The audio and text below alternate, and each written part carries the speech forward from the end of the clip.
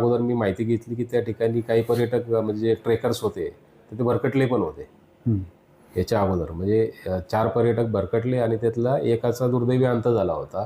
तर त्याला बाहेर कसं यायचं म्हणून ते 2-3 दिवस मला वाटतं 2 दिवस ते डेड बॉडीसह सुद्धा ते यावे होते. आता हा जो मयत झाला त्याच्यामागे त्याचं आई आहेत, वडील आहेत, एकुलता एक मुलगा होता, बहीण आहे, लग्न झालेलं आहे समजा. परंतु कौटुंबिक जबाबदारी पूर्ण याच्यावर होती. वृद्धत्वाकडे झुकलेले असताना या पद्धतीनं फक्त काहीतरी अतिउत्साहीपणाने आपण वरती जाणं, परिसराची माहिती नसणं, त्या ठिकाणी तोल जाऊन पडणं, हे तरुण वयामध्ये अशा पद्धतीचं दुःख त्या कुटुंबावर येणं अजिबात योग्य नाही. परिसरात गेलो तर कुठल्या टॉवरला रेंज आहे, कुठल्या टॉवरला नाही, हे सुद्धा पडताळणी करून आपण थोडाफार माहिती घेतली तर जर अडकला तर त्या ठिकाणी आपल्याला संपर्क करता येईल. साधारणपणे जिओ या कनेक्शनला त्या ठिकाणी रेंज जास्त प्रमाणात मिळून येते, दिसून येते. काल दिनांक 20 जुलै रोजी नाणेघाटमध्ये फिरायला आलेले 4 युवकमधला एक युवक पाय घसरून पडला. काय अधिकृत माहिती त्याच्याबद्दल? याच्यामध्ये अशी माहिती आहे की जुन्नर पोलीस ठाणे हद्दीमध्ये नाणेघाट परिसरात नानाचा अंगठा हा जो डोंगर आहे, त्या ठिकाणी बरेच पर्यटक पर्यटनाला येत असतात, वर्षा विहार करण्यासाठी येत असतात. त्याच पद्धतीनं पारगाव, शिंगवे पारगाव या तालुका आंबेगाव या परिसरातून 4 तरुण फिरायला आले होते. 4 तरुणांपैकी 3 तरुण जे त्यांची नावं अशी आहेत की तेजस काटे, सुनील पवार आणि अनिकेत ढोबळे, हे तिघे वरती पोचले डोंगरावर. आणि चौथा जो होता दत्ता विनायक लोंढे, की दुर्दैवाने त्याच्यामध्ये वय 22 वर्ष आणि दुर्दैवाने त्याचा या अपघाती मयत झालेला आहे याच्यामध्ये, पाय घसरून पडून दरीमध्ये. तर तो खाली येण्यासाठी ज्यावेळी निघाला, बाकी मित्र वरतीच थांबले आणि तो खाली येत असताना पाय घसरून एका ठिकाणी धुक्यामध्ये हवेचा असणारा वेग आणि पाऊस या सगळ्याचा अंदाज न येता तो रेलिंगला पकडून येत असताना आणि तिथल्या सूचनांकडे केलेलं दुर्लक्ष, ह्याच्यातून तो त्या घळीमधून खाली पडून दरीमध्ये कोसळला होता. काल त्याच्यामध्ये आम्ही आपदा विभाग असेल, महसूल विभागाचा, वन विभाग असेल, पोलीस खातं असतील, स्थानिक लोक असतील आणि रेस्क्यू टीम्स असतील वेगवेगळ्या, यांच्या माध्यमातून ज्यावेळी आम्हाला एक 4-4:30च्या दरम्यान माहिती कळाल्यानंतर आम्ही सगळे त्या ठिकाणी पोलीस पथकं रवाना केली आणि आम्ही सर्व प्रशासन त्या ठिकाणी आल्यानंतर शोधकार्य सुरू केले. मात्र शोधकार्य सुरू केल्यानंतर तिथे असणारा वाऱ्याचा वेग आणि एक 5 मिनिटाला बदलणारं हवामान, म्हणजे मोठा असा फॉग येतो, पुढचं काही दिसत नाही, 5 मिनिटांनी तो जातो, त्याच्यानंतर पाऊस येतो, वाऱ्याचा वेग आहे, दरी असल्यामुळं खालून जे येणारं उलट दिशेने वारं आहे, आपण बघितलं असेल की त्या परिसरामध्ये रिव्हर्स वॉटरफॉल पण आहे. म्हणजे ते एवढं मोठ्या पाण्याला जर वरती घेऊन जातं, खाली पडणाऱ्या, प्रेशर किती असेल त्याचा. आणि त्या दृष्टीनं एखादा युवक जर त्या वाऱ्याच्या प्रवाहामध्ये, पाण्याच्या प्रवाहामध्ये किंवा दरीचा अंदाज न येता अशा पद्धतीनं आणि निसरडा रस्ता, एक तर या सीझनमध्ये त्या ठिकाणी शेवाळ वनस्पती जमा होतात. शेवाळ जमा झाल्यानंतर पाय घसरूनही आपण चालताही पडण्याचं साधारण प्रमाण जास्त असतं. त्याच ठिकाणी जरी गळी किंवा दरी असेल तर तिथून घसरून तो पडतो आणि ज्या ठिकाणावरून तो पडला तर तिथलं जे अंतर आहे, म्हणजे खाली तो एकदम कडा असा आहे की ज्या ठिकाणावरून पडल्यानंतर तो जिथं आपटेल ते ठिकाण 600 फुटावर आहे. म्हणजे साधारणपणे एकदम उभा कडा आहे.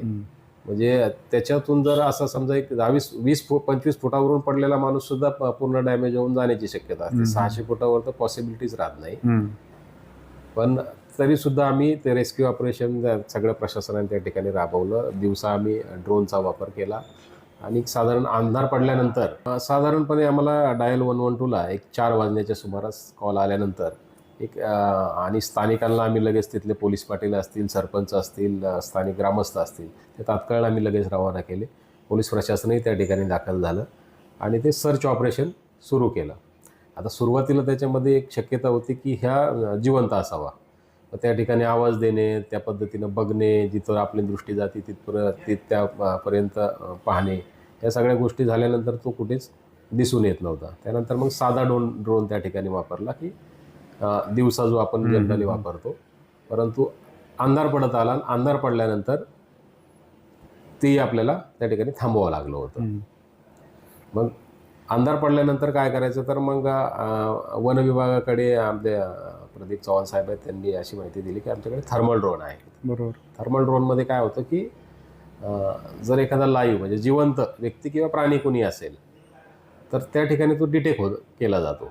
जनरली तो त्यांचा ते प्राण्यांसाठी वापर केला जातो पद्धतीने. तर मग आपण त्या पद्धतीने त्याचा वापर, आता ही आपत्कालीन परिस्थिती आहे आणि एक जीव वाचू शकतो या दृष्टीने आम्ही तो सुद्धा प्रयत्न केला. परंतु ज्यावेळी ड्रोन घेऊन आलो त्यावेळी दरीतून वरती येणारी हवा, येणारं फॉग आणि पाऊस आणि वाऱ्याचा वेग, त्याच्यामुळे तो ड्रोनही हेलकावे खात होता. परंतु ड्रोनला असणारी जी लाईट होती खाली, म्हणजे सर्च लाईट होती, फोकस लाईट. त्या फोकस लाईटने असं वाटलं की तो जर व्यक्ती जिवंत असेल तर कुठेतरी हात करेल किंवा आवाज देईल किंवा अशा पद्धतीने आम्हाला ट्रेस तरी होईल, म्हणजे जिवंत असेल तर तातडीने मदत त्याच्यापर्यंत पोहोचेल. अशा पद्धतीने आम्ही तो जिथून पडला आणि जिथे पडू शकतो किंवा अडकू शकतो अशा पूर्ण झाडीचा परिसर सर्च केला. परंतु दुर्दैवाने ते कुठल्याही पद्धतीचा प्रतिसाद त्या ठिकाणी रात्री मिळालेला नव्हता. त्यानंतर नातेवाईक जमा झाले होते. आता ह्याच्यामध्ये दुहेरी कसरत असते. एक तर जमा होणारी गर्दी, नातेवाईकांचं असणारा संवेदनशील पाठ, त्यांचा असणारा आक्रोश आणि आम्हाला करायला लागणारी कारवाई, त्या सगळ्यांचा मेळ घालून नातेवाईकांना त्या ठिकाणी आपले जी काही कागदोपत्री प्रोसिजर असेल यासाठी आम्ही पोलीस स्टेशनला घेऊन आलो. त्यांना आधार दिला, सगळ्या गोष्टी समजून सांगितल्या. काही उत्साही नागरिक किंवा उत्साही शोधायला जाऊन आणखी एखादी दुर्घटना नको म्हणून त्यांनाही त्या पद्धतीच्या सूचना दिल्या. म्हणजे एकाच वेळेस खरं तर तुम्ही 3-4 पातळ्यांवर लढत होते. एकतर त्याची शोध मोहीम, नातेवाईकांचं सांत्वन, त्यानंतर तिथला असणारं निसर्गाचं रौद्र रूप आणि हे उत्साही पर्यटक.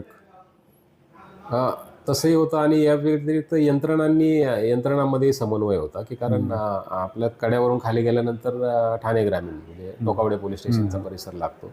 तिथल्याही पोलिसांचं आम्हाला, तिथल्याही रेस्क्यू टीमचं सहकार्य होतं. त्या रेस्क्यू टीमच्या सहकार्यात आम्ही समन्वयामध्ये होतो आणि तिथले जे विषय होते की जे रेस्क्यू टीमचं हे करतात, तर त्यांचा नेहमीचा असा अनुभव आहे की सर, मी आत्तापर्यंत साधारणपणे 8 ते 10 बॉडीज त्यातून परिसरातून काढलेले आहेत आणि त्यांना वयोगटाचं जर त्यांनी विश्लेषण केलं तर ते शॉकिंग होतं की त्यांचं असं म्हणणं होतं की जनरली हा वयोगट 22-23 म्हणजे 25च्या तर पुढे कोणीच नाही. अच्छा. म्हणजे त्यावरून लक्षात येतं की या अतिउत्साही असतात हे वयोगट थोडक्यात. अतिउत्साही किंवा त्या पद्धतीनं आपल्याला त्या ठिकाणच्या परिसराची माहिती नसणे, प्रशासनाने दिलेले नियम सूचनांकडे दुर्लक्ष करणे, त्याच्यानंतर पर्यावरणाची त्या ठिकाणची कुठलीही कल्पना नसताना जाणे. याच्या अगोदर मी माहिती घेतली की त्या ठिकाणी काही पर्यटक म्हणजे ट्रेकर्स होते तर ते भरकटले पण होते. याच्या अगोदर म्हणजे 4 पर्यटक भरकटले आणि त्यातला एकाचा दुर्दैवी अंत झाला होता. तर त्याला बाहेर कसं यायचं म्हणून ते 2-3 दिवस मला वाटतं 2 दिवस ते डेड बॉडीसह सुद्धा ते फिरत होते. अशा पद्धतीचे सुद्धा त्या ठिकाणी घटना घडलेल्या आहेत. त्यामुळं या अनुषंगाने आता याच्यामध्ये एक तरुणाचा दुर्दैवी मृत्यू झालेला आहे. प्रशासनाचे नियमावली घालून दिलेल्या या पद्धतीने जनजागृती करत असतं. त्या ठिकाणी आमची कारवाई पण सुरू असते. तर या माध्यमातून सर्व नागरिकांना आवाहन करतो की प्रशासनाने घालून दिलेले नियम, अटी, शर्ती आपण पाळावेत, अतिउत्साह टाळावा आणि त्या ठिकाणी पूर्ण एरियाची सुद्धा ते फिरत होते. अशा पद्धतीचे सुद्धा त्या ठिकाणी घटना जाणे. याच्या अगोदर मी माहिती घेतली की त्या ठिकाणी काही पर्यटक म्हणजे ट्रेकर्स होते तर ते भरकटले पण होते. याच्या अगोदर म्हणजे 4 पर्यटक भरकटले आणि त्यातला एकाचा दुर्दैवी अंत झाला होता.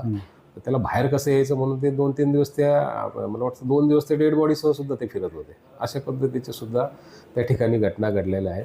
त्यामुळं या अनुषंगाने आता याच्यामध्ये एक तरुणाचा दुर्दैवी मृत्यू झालेला आहे. प्रशासनाचे नियमावली घालून दिलेल्या या पद्धतीने जनजागृती करत असतं. त्या ठिकाणी आमची कारवाई पण सुरू असते. तर या माध्यमातून सर्व नागरिकांना आवाहन करतो की प्रशासनाने घालून दिलेले नियम, अटी, शर्ती आपण पाळावेत, अतिउत्साह टाळावा आणि त्या ठिकाणी आपण जात असाल त्या परिसराची, पर्यावरणाची आणि पूर्ण एरियाची माहिती असल्याशिवाय आपण जाऊ नये आणि गेलात आणि अशा पद्धतीनं आपण अडकलात तर आपण आपली सेफ्टी काय असावी, आपल्याकडे त्या ठिकाणी परिसरात गेलं तर कुठल्या टॉवरला रेंज आहे, कुठल्या टॉवरला नाही, हे सुद्धा पडताळणी करून आपण थोडाफार माहिती घेतली तर जर अडकलात तर त्या ठिकाणी आपल्याला संपर्क करता येईल. साधारणपणे जिओ या कनेक्शनला त्या ठिकाणी रेंज जास्त प्रमाणात मिळून येते, दिसून येते. तर अशा पद्धतीने सुद्धा नागरिकांनी स्वतःची काळजी घेऊन स्वतः अशा परिसरात आपल्या टॉवरला रेंज आहे, कुठल्या टॉवरला नाही, हे सुद्धा पडताळणी करून आपण थोडाफार माहिती घेतली तर जर अडकला तर त्या ठिकाणी आपल्याला संपर्क करता येईल. साधारणपणे जिओ या कनेक्शनला त्या ठिकाणी रेंज जास्त प्रमाणात मिळून येते, दिसून येते. तर अशा पद्धतीने सुद्धा नागरिकांनी स्वतःची काळजी घेऊन स्वतः अशा परिसरात जात असताना माहितीसह जावे आणि स्वतःची काळजी सुरक्षा घेऊन सुरक्षित राहा. 4 युवक आहेत. 4 युवक शिक्षण वगैरे नाही घेत. 4 युवक स्वयंरोजगार आहे त्यांचा. फोटोग्राफर आहे, 2 ट्रान्सपोर्टमध्ये आहेत आणि आत्ता जो दुर्दैवी ज्याचा हे झालेला आहे अद्यापर्यंत आपल्याला जी बॉडी मिळालेली आहे, बाकीच्या सगळ्या प्रक्रिया पूर्ण करणे अजून बाकी आहे. पण हे वेल्डिंगचं काम करत होता अशी माहिती आहे. ज्यावेळी आपल्याला एखादी बॉडी मिळते तर तो कडा एवढा स्टीफ आहे की तो वरती घेऊन येणं शक्य होत नाही किंवा त्याला फार अडचणी येतात. तर मग ते पर्याय मार्ग खाली आहे. खाली घेऊन जाऊन मग आपण बाय रोड त्या ठिकाणी घेऊन येऊ शकतो. या अनुषंगाने युवकांना आणि पालकांना अशा पद्धतीचं आवाहन करतो की युवकांनी अशा परिसरामध्ये जाताना कुठल्याही प्रकारचे मादक द्रव्याचं सेवन असेल, नशिल्या पदार्थांचं सेवन असेल, त्या ठिकाणी जाऊन हुल्लडबाजी करणे असेल, असे कुठलेही करू नये. प्रशासनाने घालून दिलेले नियम अटींचे पालन करावे. अन्यथा जुन्नर पोलीस ठाण्याकडून आणि पुणे ग्रामीण पोलीस दलाकडून याच्यामध्ये आपल्यावर जी प्रचलित कायद्यानुसार कारवाई आहे ती कठोर कारवाई करण्यात येईल आणि त्याच्यामध्ये आपण कारवाईला सामोरे जावे लागेल. परंतु असे न होता आपण नियम अटी शर्तींचे पालन करावे आणि आपण पर्यटनाला अवश्य यावे, परंतु येताना अटी शर्तींचे पालन करून परिसराची माहिती घेऊन आपली सुरक्षा, आपली खबरदारी घेऊन, आपल्या कुटुंबाची खबरदारी घेऊन यावे. आता हा जो मयत झाला त्याच्यामागे त्याचं आई आहेत, वडील आहेत, एकुलता एक मुलगा होता, बहीण आहे, लग्न झालेलं आहे समजा, परंतु कौटुंबिक जबाबदारी पूर्ण याच्यावर होती. आईवडिलांवृद्धत्वाकडे झुकलेले असताना या पद्धतीनं फक्त काहीतरी अतिउत्साहीपणाने आपण वरती जाणं, परिसराची माहिती नसणं, त्या ठिकाणी तोल जाऊन पडणं, हे तरुण वयामध्ये अशा पद्धतीचं दुःख त्या कुटुंबावर येणं अजिबात योग्य नाही. या माध्यमातून सर्व युवकांना तेच आवाहन करेल की आपण आपली सुरक्षा घ्यावी, अटी शर्तींचा प्रशासनाने घालून दिलेल्या नियमांचं पालन करावे.